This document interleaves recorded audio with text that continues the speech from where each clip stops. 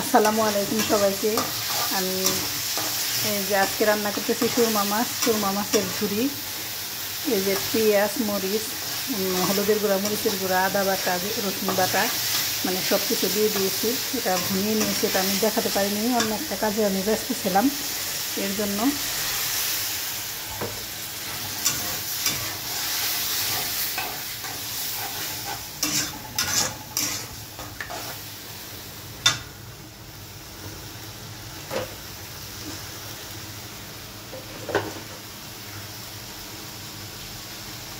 এই যে আমার মাছ মানে মশলাটা কষানো শেষ। এবার আমি মাছগুলো দিয়ে দিব।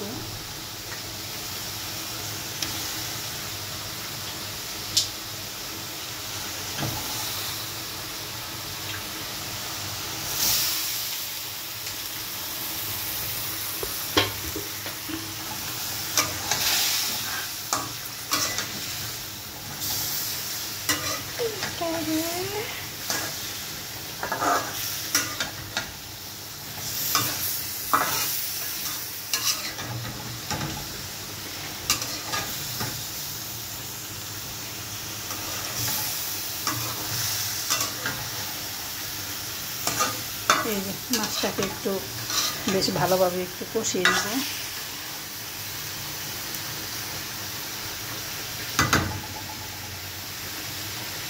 এই যে অন্য চুলায় আমি আমার মানে বাচ্চাদের জন্য ডিম দিয়ে আলু দিয়ে রান্না করতেছি। এই যে এটা হয়ে গেছে প্রায়। এই যে এটা হয়ে গেছে। লবণটা দেখে জিরার ফাঁকি দিয়ে দেবো।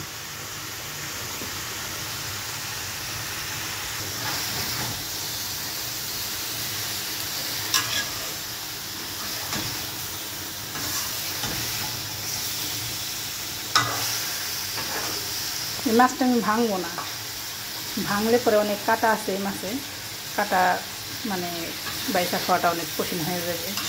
এর জন্য আমি আনামি রাখবো, মানে পুকুর পাতা দিয়ে এটা মানে চচ্চড়ি করবো।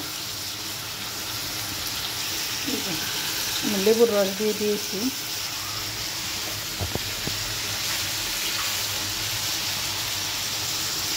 এক টুকরা লেবুর রস এইভাবে দিয়ে দিবেন। লেবুর রসটা দিলে হয় কি মাছের কাঁটা একদম নরম হয়ে যায়।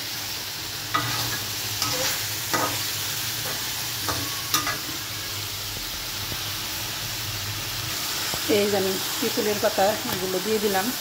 এই পাতাটা কি কোন কোন দেশে খায় সেটা আমি জানি না। আমাদের দেশে এরকম মানে মাছ যদি একটু নরম হয়ে যায় তাহলে এই পাতা দিয়ে মানে এরকম পোড়া পোড়া করে মাছ, আবার মাছ ভেঙেও খায় একবারে, মানে পাতা সহ মাছগুলো একবারে ভেঙে দেয়। ওভাবেও মানে ঝুরি রান্না করা যায়, এটাও ঝুরি বলে।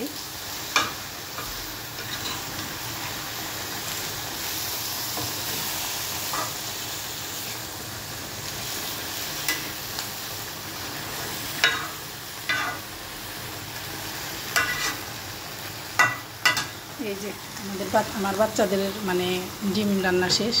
এবার জালটা বন্ধ করে দিলাম।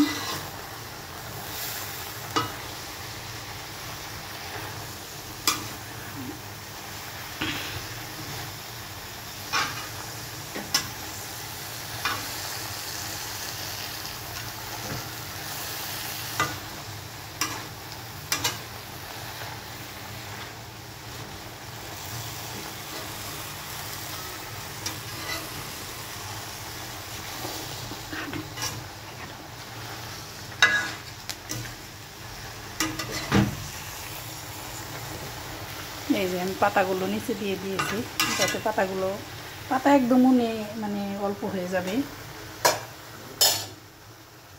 এবার একটু পানি দিয়ে দিব। এই পানিতেই মানে মাছটা হয়ে যাবে, পানি রাখবো না, একদম পানিটা মানে শুকিয়ে ফেলবো, এই পানিতেই হয়ে যাবে। আর একটু দিয়ে দিলাম।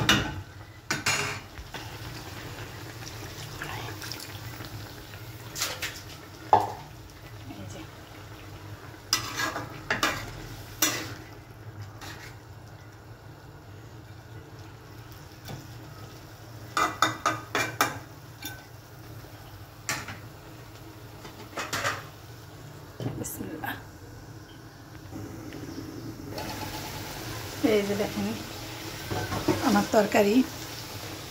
এবার আমি বেশ কিছু বিলেতি সজের পাতা দিয়ে দেব। এটা না দিলেও হয়, এই তরকারিটা আর কোনো কিছু না দিলেও চলে। আমার কাছে ছিল তাই আমি মানে ভাবলাম যে একটু দিয়ে দিই। এই দেখুন এই পিপুলের পাতাই মানে মাছের গন্ধ টন্ধ, মানে একটু নরম মাছ হলে মানে গন্ধ টন্ধ মানে সব চলে যায়।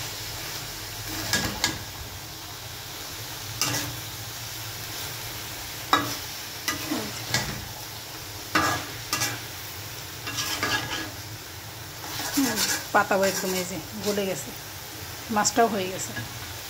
এই যে এখন পানিটা শুকাইলেই মানে মাছটা হয়ে যাবে।